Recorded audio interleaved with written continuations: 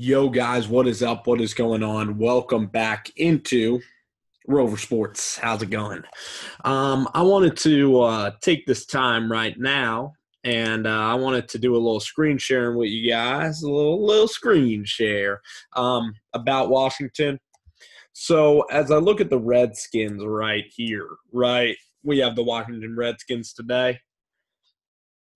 When I look at the Redskins, we have ourselves or the Redskins roster and everything that goes into that. So I'm going to be breaking down what I think about the Redskins, and I'm not that high on them, and I'm going to kind of tell you why right here as I take you through this little adventure called a little screen share. I'm going to share my screen with you guys. You guys can see my mouse here. You guys can see what I'm doing. So right here, this is exactly what we're doing. We got Jay Gruden. We got Greg Minuski. Greg's been a guy that's honestly been there for what seems like a million years. And let's look at the roster, okay? So we have Trent Williams. He's a very good left tackle. He's been there a long time. Brandon Scherf is the 5th overall pick. Morgan Moses has been there a long time. I think that Spencer Long is one of them, I believe, is on Chicago or something. So one of the Long brothers is gone.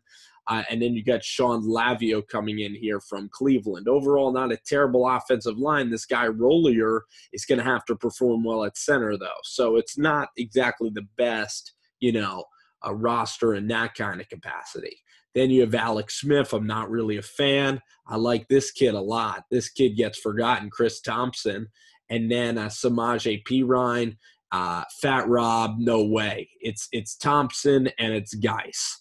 Then let's look at the defense. You get Ziggy Hood from Detroit or from the Niners, Matt Ioannidis, a Temple guy, Ioannidis, and McGee is just okay, kind of a run stopper. So then you're going to have Ryan Kerrigan. He's going to come down here. So you're going to have that for the Redskins there on the pass rush.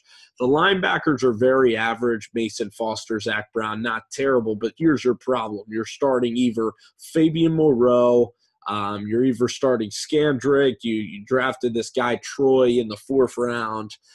You do have Josh, you do have DJ Swearinger, but DeJazer Everett, Orlando Scandrick, that's the weakness of your team, it looks like, is the actual secondary. And one thing is these linebackers are not that good. I don't see a lot of explosive players on this defense. Can Jonathan Allen really contribute?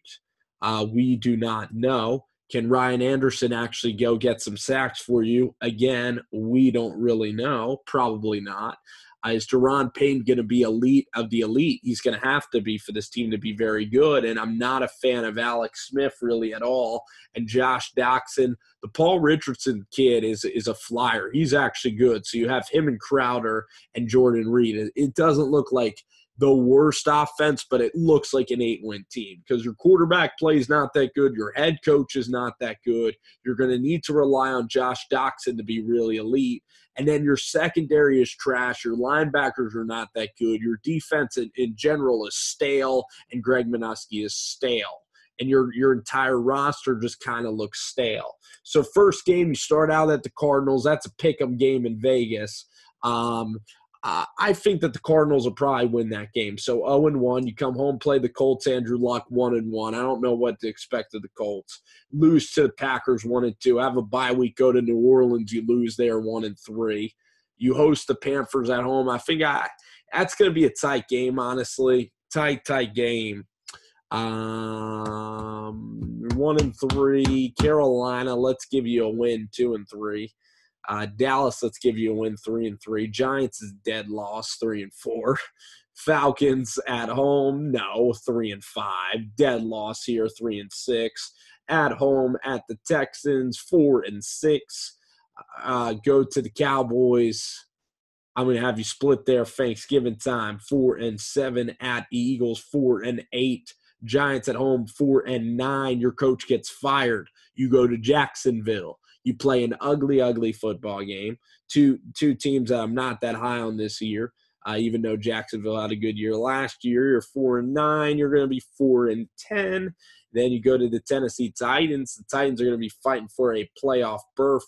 I'm going to put you 4-11, 5-11 for the Redskins, securing your spot in the top 7. You will either get Drew Lock, you will either get Shea Patterson, and you will get a lot of guys next year. So I'm back now with you. That was part of the Screen Share universe. The Sam Darnold video now, it's not the highest quality of video. The thing is about the screen sharing universe is I'm going to be able to bring people on. So, when Jimmy Garoppolo comes out, when these guys come out to do film, I have a mechanism now where I can write on this screen, I can write on my Mac, and I can circle things, from the film review that I like, that I see, that I enjoy. And I'm going to even try to do that with the next film review. So, listen, that's a Redskins breakdown. That's a Redskins kind of video. Again, I'm going to be doing kind of a hate week where I'm going to be talking about teams that I don't think are going to have good seasons.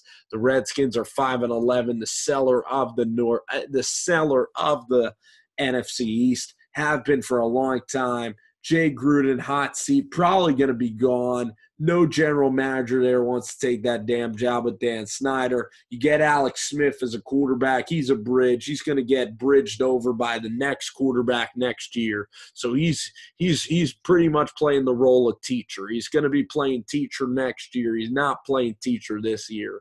That's what Alex Smith is all about. He is the teacher. He's the ultimate teacher, man. He's getting put in school with preschoolers.